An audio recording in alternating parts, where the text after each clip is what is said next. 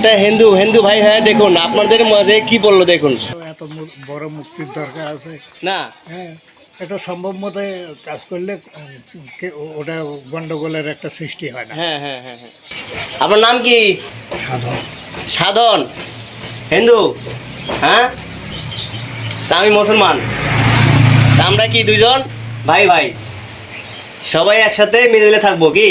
হ্যাঁ মুসলমান হিন্দু মিলে থাকবো। আপনি বলেন বলেন বলেন আপনি বলেন, সমস্যা নেই বলেন। মুসলমান হিন্দু মিলে মিলে থাকবো। জোরে বলেন, একটু জোরে বলেন।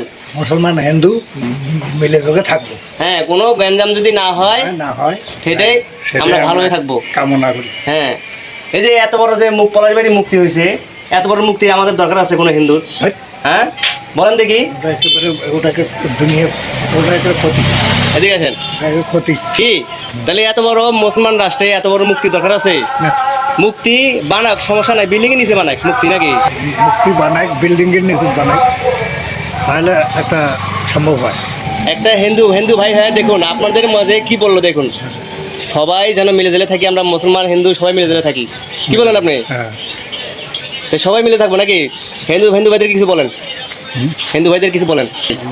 মনে করো এত বড় মুক্তির দরকার আছে না হ্যাঁ, এটা সম্ভব মতো কাজ করলে ওটা গন্ডগোলের একটা সৃষ্টি হয় না। হ্যাঁ হ্যাঁ হ্যাঁ হ্যাঁ এই মানুষ তো বোঝে না, মানুষ বোঝে এটা এটা একটা ষড়যন্ত্র। কি মানে তা আপনারা এই ভিডিওটা বেশি বেশি সবাই শেয়ার করে দিবেন। হ্যাঁ, ভালো থাকবেন, সুস্থ থাকবেন। ভালো